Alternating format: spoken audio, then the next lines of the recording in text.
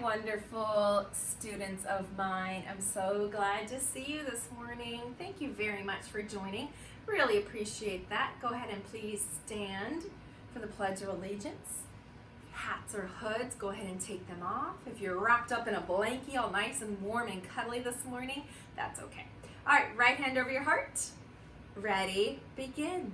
I pledge allegiance to the flag of the United States of America and to the republic for which it stands, one nation, under God, indivisible, with liberty and justice for all. Excellent. All right, boys and girls, let's take a look at our calendar. We are working on an AAB pattern, so let's think about what color pumpkin will come next. So I'm going to look at my pattern unit. Remember, I have A is the orange pumpkin and B is the yellow pumpkin. So orange, orange, yellow. That's my unit. So that's what I'm going to be looking for. So I have the beginning of a new unit. I have orange. That's right. I need another orange. I'm not going to put a yellow next. So yesterday was October 13th. So I'm going to use what I know about patterns. Today is October 14th, and it's a Wednesday. It's a short day for you guys. Long day for Mrs. Amico, but short day for you. So it is Wednesday, October 14th, 2020. Let's say that together. If I ask you, what is the date? You're going to answer in a complete sentence. The date is Wednesday, October 14th, 2020. Very good. Let's sing our Days of the Week song. Ready? 1, 2, 3. Sing with me. Sunday, Monday, Tuesday, Wednesday, Thursday, Friday, Saturday. There are 7 days in the week. Very good, boys and girls. All right, so we're about halfway through October. This month is just flying by. Let's take a look at the weather. I woke up again to a very bright and sunny day this morning, but oops, not raining. I don't know that it was really cool. I'm gonna change this to warm. I think it's that weather just can't make up its mind, and it is definitely heating up. And I had the word warm. Here it is. Oops, we're dropping everything. And warm, remember, is a bossy R word. So it's kind of, we don't hear that vowel sound.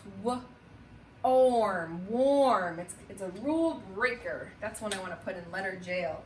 And the season, remember, the season is not changing. We are still in the season of fall. Excellent. So let's answer in a complete sentence. If I were to say, what is the season? Right, we're not just going to say one word. We're big kids. Let's answer in a complete sentence. The season is fall. Or of course you could say autumn. The season is autumn. Excellent. Okay, let's take a look at how many days have we been in school. Yesterday was the 36th day of distance learning. So today we're adding one more. So I'm going to take down the 6 and I'm going to put up which numeral? Did you say 7? Yeah, it is a 7, right? It's the same pattern. We're just adding one more day of school. Patterns are all around us. So I took down the 6, putting up the 7. We can say that 37 is 1 greater than 36. 36 is 1 less than 37. Very good. All right, one more straw. Goes in the hundreds place. No. The tens place? No. The ones place? Yes. This is one straw in the ones place. All right, boys and girls, let's count together. ABC, count with me. Good. Group of 10, so let's count by tens. 10, 20, count with me. 30. Excellent. So I have the numeral 3, but it doesn't really represent a 3. It's representing 30 because it's in the tens place. 3 groups of 10 is 30, or 3 times 10 is 30. Plus, let's add our 1s. So 30 in our mind. Let's count on 31, 32, 33, 34, 35, 36, and 37. Very good, boys and girls. We have been in school for 37 days. All right, let's take a look. I want to go over our digraphs and read our morning message together. So let's go for a little walk so that you can see a little bit better viewpoint, not my messy kitchen. Okay, I just want to make sure that we're really practicing. There are 4 tricky digraphs, and they're so tricky because the letters are not making either one of their regular sounds. It's making a whole new sound. So this is the whale card. WH is going to make the W sound. W. Good. SH, the sheep card, makes the sh sound. TH, this is the thumb card. TH makes the f sound. And there's actually a hard and a soft sound. CH, this is the chair card. CH makes the ch sound, not cha. Don't add the extra just sh. Good, and those are called digraphs, consonant digraphs. So what, sh, sh. They're a little bit tricky, but we're gonna definitely work on them, okay? And here we have some spooky Halloween words that would be perfect to use for writer's workshop. So this week in groups, we're working on writing, and Avery, we're working on writing, and in Daily 5, you always have the option to work on your writing for Daily 5. Get that journal out, a blank piece of paper, a writing folder. We can add more details or start a new piece. So these are vocabulary words that we might not be able to read yet. That's why they have a picture. So we're going to use the picture and the beginning sound and maybe some of the other sounds to try to figure out a word that matches the picture. It's called using our picture clues. So this is a vampire. So you're going to repeat after me. Say vampire. Good. If you already know them, you can read them with me. The SP blend. Spooky. Moon. We know this one. We've been working for 2 weeks now on this. Pumpkin. Leaves. We did an art project for this one, remember? Candy corn. Very good. Repeat after me. Tree. Halloween. And notice it's a capital H because it is the name of the holiday. So if you're going to be writing about the holiday Halloween, please make sure to use a capital H. Spider web. Good. We're going to be talking about this one in our morning message. Bat. Spider. This is a fun one. Cauldron. Say cauldron. That's the big pot. In fact, Connor, can you bring me my cauldron, please? Whoa. A witch often, thank you. A witch will use a cauldron to make her magic potions. And so we have one that we use, thank you, to pass out Halloween candy. So it's just kind of sitting in my house right now. Maybe I'll fill it with some sight words or something fun. But this is a cauldron. Thank you. We have candy, scarecrow, and then we have color words, black and orange. So readers, we're using our sounds. We're also using our context clues. We're going to talk about that with our story and, of course, our pictures to help us. All right, let's take a look at our morning message. Notice that I wrote the date in the grown-up way. So I did a 10-14-20. So it's kind of a shorthand way of writing the date. October is the 10th month of the year, so I can write a 10 instead of writing out October. It is the 14th day of the month, and we are in the year 2020. All right, boys and girls, ABC, read the morning message with me. Hello. Have you ever seen a real bat? That would be better than a black cat.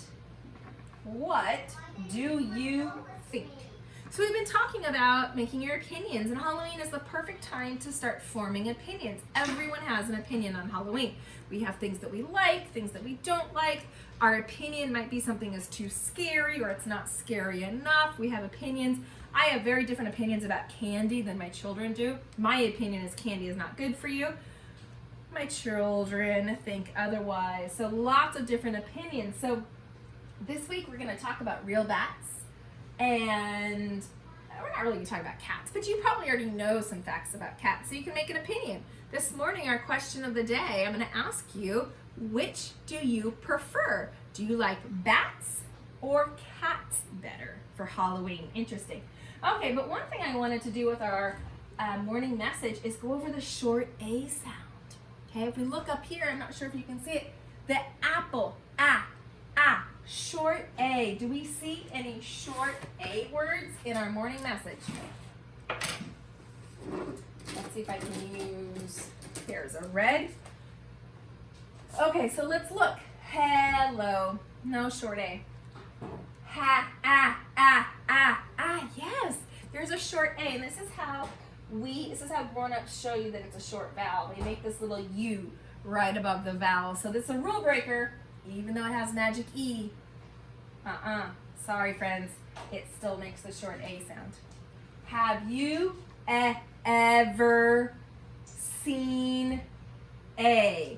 Now I'm going to put a star because sometimes people will say this with more like an sound or an A sound. It can be pronounced two different ways. Remember, that's kind of the hard part about English. Sometimes we have words with the same spelling, but they can have two different pronunciations.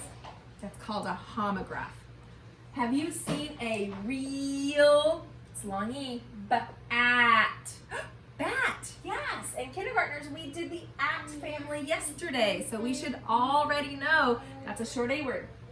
That, short A, right? If I can read bat, I can read that. I'm just changing the beginning sound.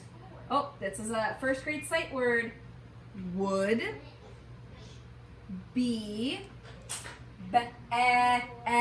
short E, better than. This is a tricky one. This is a broad A. We're actually, if you really wanted to know, if you look it up in a dictionary and you see two dots above the A, it's a broad A sound. It's not quite a short sound. It's not quite a long sound. Then it's kind of that tricky sound. Then a black that's a very clear short A sound. Black at. Yes, cat rhymes with that, bat. I know it's a short A because it's in the same word family. Mrs. Amico is so smart to teach us about word families. What? Wait. It has the AT. It should rhyme with bat, that, cat. What? Do you think? That doesn't make sense. That's right. Mrs. Miko taught us that this is a sight word. So if it's on your sight word list and it's on the first grade sight word list, it's a rule breaker. So this is an example where the A is making the short U sound. So I'm not going to mark that one. Okay, that's not short A, even though it has the same spelling pattern. So it does not belong in the same word family. What do you think? Okay, so lots of short A words. How about some sight words? Do we see any sight words? Have is a first grade sight word. H-A-V-E. Very good. This word, I'm going to put a heart around this word, you. This is going to be our kindergarten word this morning, you. Y-O-U spells you. And I put a heart because oftentimes we write, I love you. Good. Have you ever, that is a first grade sight word. Would, W-O-U-L-D. First grade sight word. Be, B-E. First grade sight word. Excellent. What? First grade sight word. Good. Do is going to be a kindergarten sight word. We just haven't learned it yet. And then we have you again, right? Y-O-U. Excellent. Okay, boys and girls. So our story for today is called Bat's Big Game. And a couple things with this book. Number one, the title is confusing because it has a short A word and a long A word right next to each other. How many of you get a little bit tricked up when you have short vowel words right next to long vowel words when you're reading? Yeah, me too. Me too. So what I do as a reader is I take out my magnifying glass. So you all have, in your supply kits, you got invisible magnifying glasses. Yeah, invisible magnifying glasses are so much better because you can never lose them. So what I like to do as a reader, I look at the whole word before I start to sound it out. So for this word, I'm going to look at all the letters first. And I'm going to pay attention to any of those silly spelling patterns.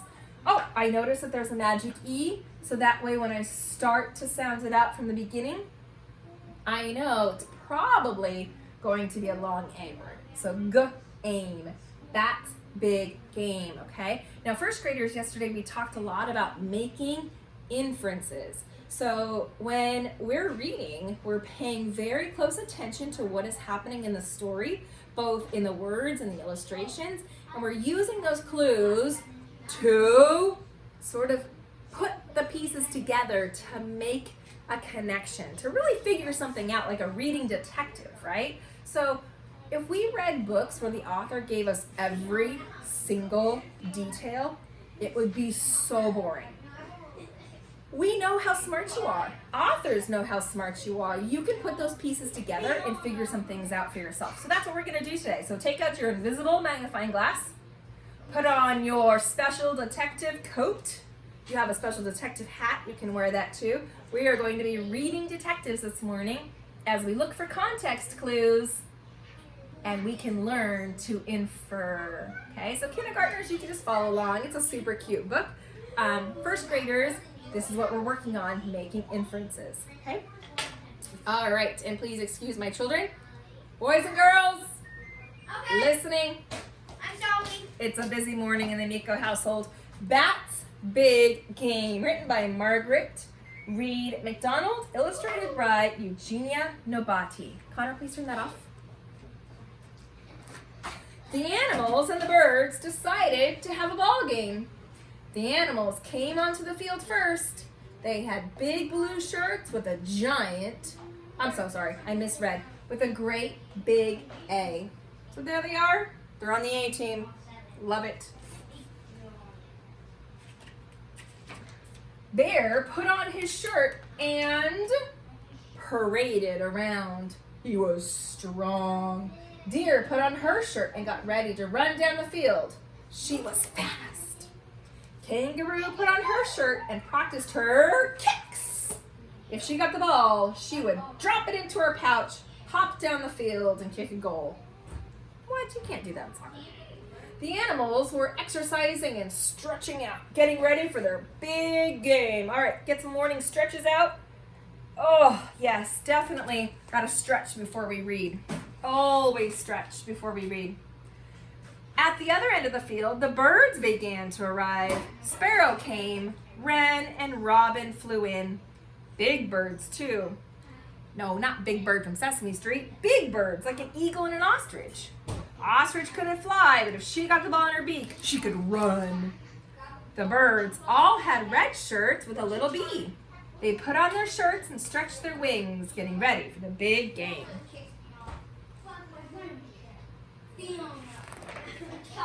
We are the birds! Look at that bee. Birds are gonna win. Birds are gonna win. Bee, bee, bee. And the other end of the field, the animals are ready to go. Where are the animals? Look at that A. A. Animals gonna win. A. So let's stop right there. Well, while you think of a clue and make an inference, I'm gonna go remind my children to stay on the refrigerator.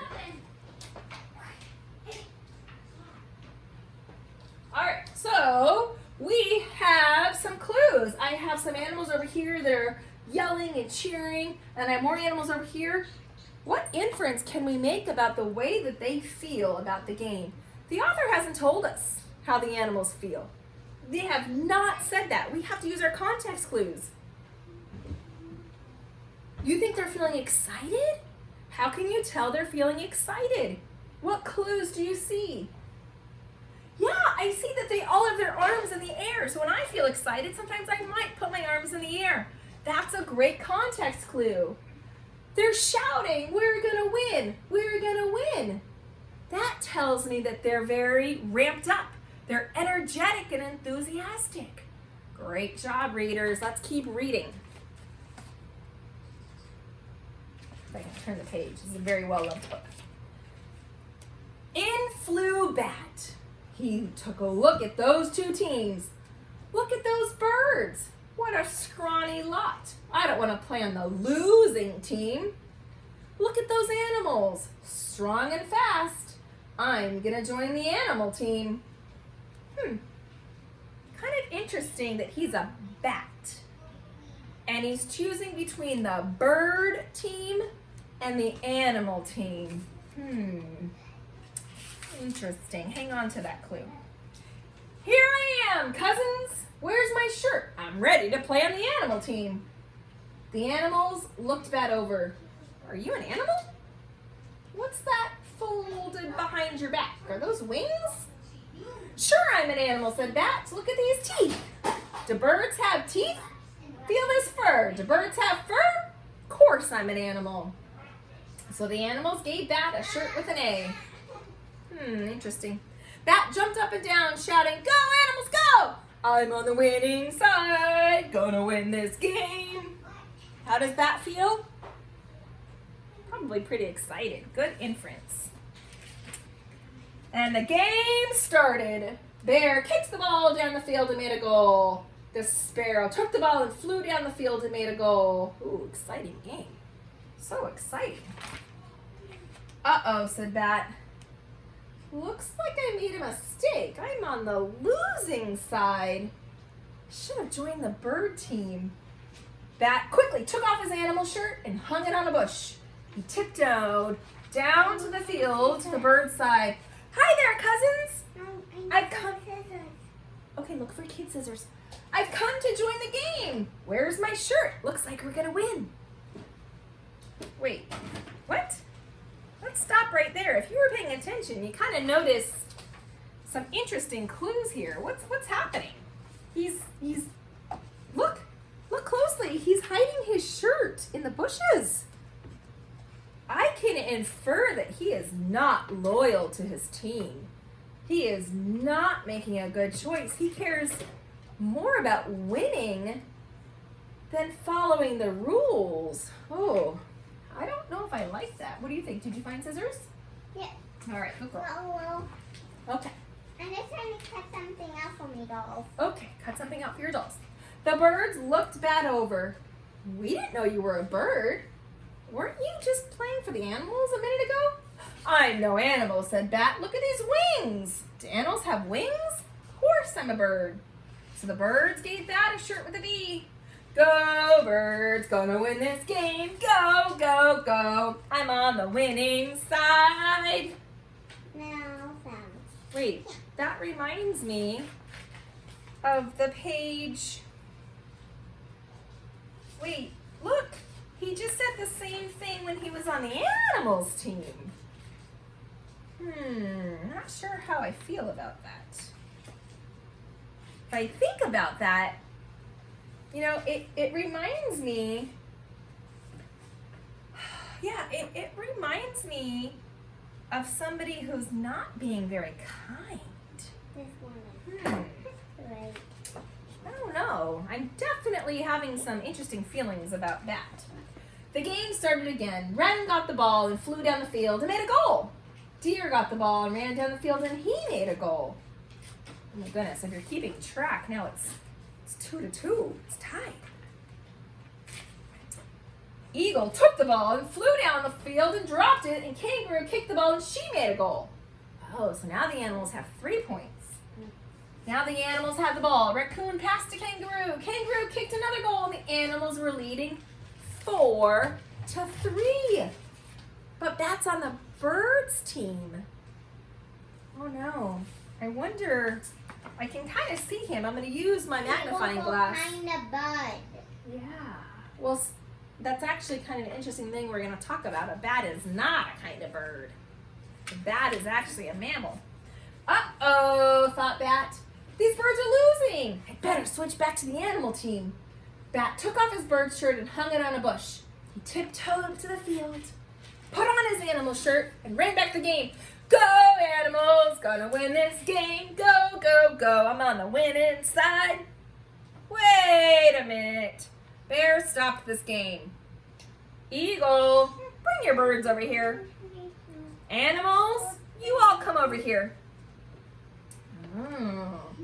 I wonder what's going to happen next. I can infer, just based on what's happening and by the way the bear is looking, I can infer that Bear has figured this out. I know Bear is kind of confused and he's going to try to solve this problem. Look at this bat. Wasn't he playing on the bird team a minute ago? Yes, he was, said the birds. And wasn't he playing on the animal team a while ago? Asked Bear. Yes, he was, said the animals. Well, Bat, which side are you on? Are you a bat or an animal? Everyone waited. Well, just wanted to play on the winning side, mumbled Bat. I'm sorry for you, Bat, said Bear, but a good player sticks with the team even when they're losing. Looks like you're not on any side now. So just by looking at these context clues, I can tell that Bear is a rule follower. He's a leader. He's loyal. And he's trying to teach the people that are playing with him, I shouldn't say people, the creatures that are playing to play by the rules. What do you think is going to happen to Bat? Yeah, he doesn't get to play at all. Bat gave back the shirt with the A. Bat gave back the shirt with the B. And Bat left the field.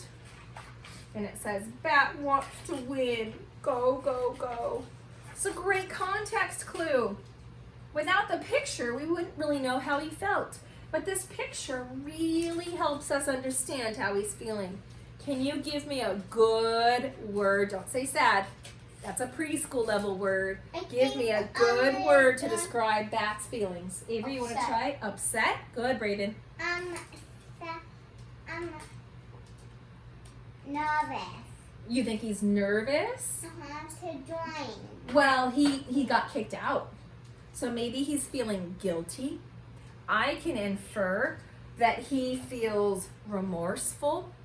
It doesn't look like remorseful means that you wish you hadn't done what you did. So he's maybe a little embarrassed. He's slumped over, kind of peeking back, right? He wants to win, and that's a good thing, but we don't want to cheat to win. That's not acceptable. And all right. Also, a terrifying choice. A terrifying choice to cheat, yes. They say Bat is still practicing his game. I'm not sure which side he plans to play on, but that's the last time he'll play both sides at once. Okay, so one last inference before we go, boys and girls. Can we tell if he's learned his lesson? What do you think? This one's a little tricky. I think he's learned his lesson. He has not tried to go back to either team. So I think he's learned his lesson. But also, it speaks to the greater issue that a lot of people think bats are birds. And we're going to learn more about bats this week. And bats are mammals. Bats are not birds. So a mammal is a type of animal. So it's also kind of a cute little science twist. Okay? All right, so readers. We are mammals. We are mammals. Humans are mammals. And so are bats. All right, so my reading detectives, keep reading on your own this week and use your context clues to infer details about the text. And I'll see you on Zoom.